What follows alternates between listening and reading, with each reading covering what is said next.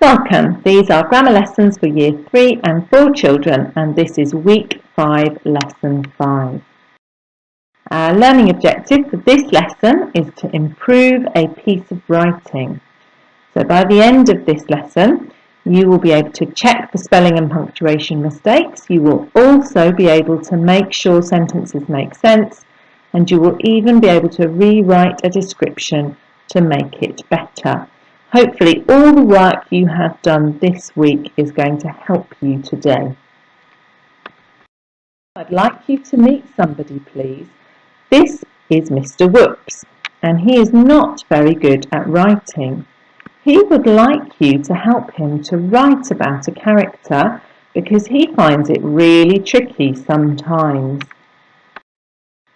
Now there are lots of things that we need to think about if we're going to help Mr. Woops get better at writing. First of all, if we are writing any kind of description, we must try to use ambitious vocabulary. That means trying not to use the same words over and over again. We're going to try to think of some exciting adjectives to describe the character.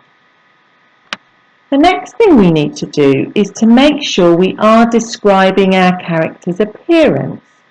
We're telling our reader what the character looks like, what are they wearing, what expression is on their face, how tall are they compared to other characters or objects.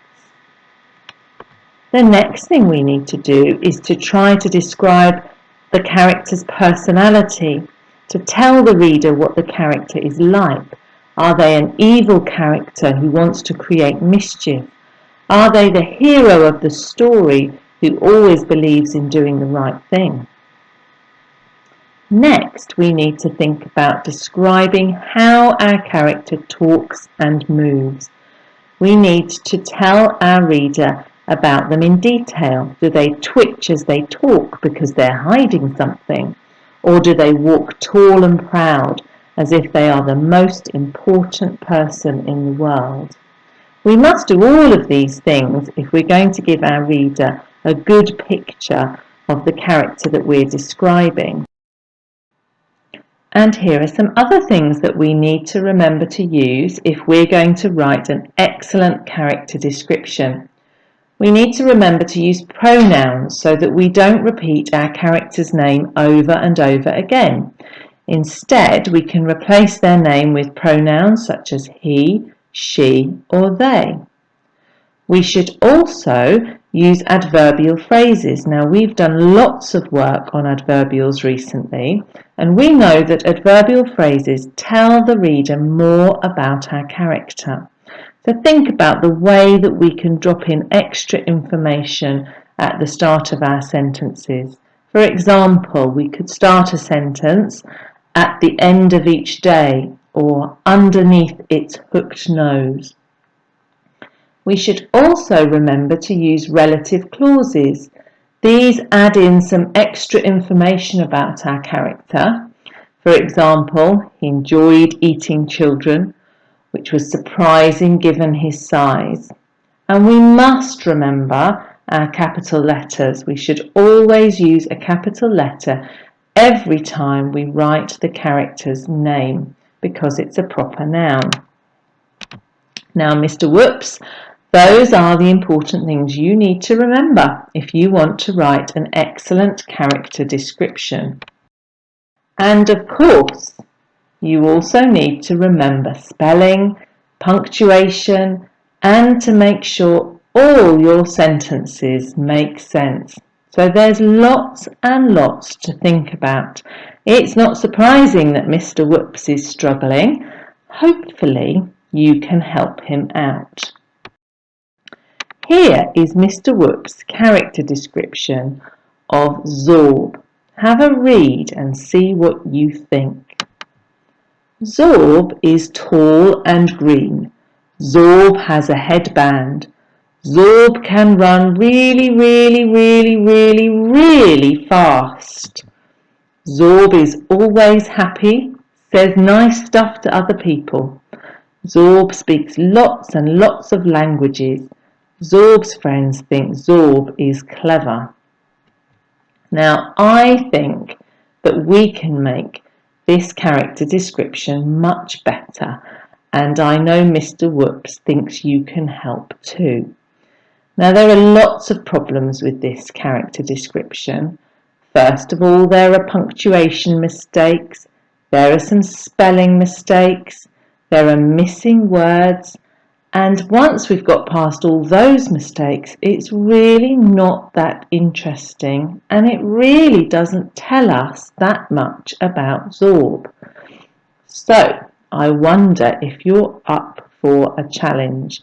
Can you make a better job of describing Zorb than Mr. Woops has done? I'd like you to have a go. Now, there is a sheet that looks like this that you can use to fill in, but you absolutely don't need to. You only need a piece of paper. I want you to see if you can write a character description of Mr. Zorb that gives us lots more detail about him, and that is also correctly punctuated, doesn't have any missing words, got correct spelling, all of those things we've been practicing all week. And if you need some reminders, you can always take the video back so that you can look at some of the pointers we started with at the beginning. Take your time and try to do a really good piece of writing. And if you have the chance to, it would be lovely if you could read it to a grown-up or show them so they can read it later. I wonder whether you managed to help Mr. Woops to improve his character description. I wish I could read your character descriptions because I'm sure you've done a great job. Did you use ambitious vocabulary? Did you describe your character's appearance? Did you describe your character's personality? Did you describe how your character talks and moves? Did you use pronouns and make sure that the tense was correct? Did you check for any missing words and make sure your sentences all made sense? Did you check that you'd used capital letters for names and at the beginning of sentences, and were all your punctuation marks in the right place? And finally, did you check your spelling? If you're not sure whether or not you've done all these things, then the key thing to do is to go back through your writing and double check. We said at the beginning of this week, didn't we, that all writers spend a long time editing their writing, and you might need to do the same too. I'm sure your work is better than Mr. Woops, but is it the best that it possibly can be? I know Mr. Woops is grateful for all your help, but I want you to make sure that your writing is the best it can be. Now, we started this week with the focus of learning to improve our editing skills, and I want you just to take a minute now to have a look at the piece of writing that you've just done and see how well you've managed to spot any mistakes and correct them. And I want you to think about whether your writing is the best it possibly could be. And if it's not, that's okay, because you have all the tools to make it even better. Well done for all your hard work this week. I hope you have a lovely half term, and I will see you soon.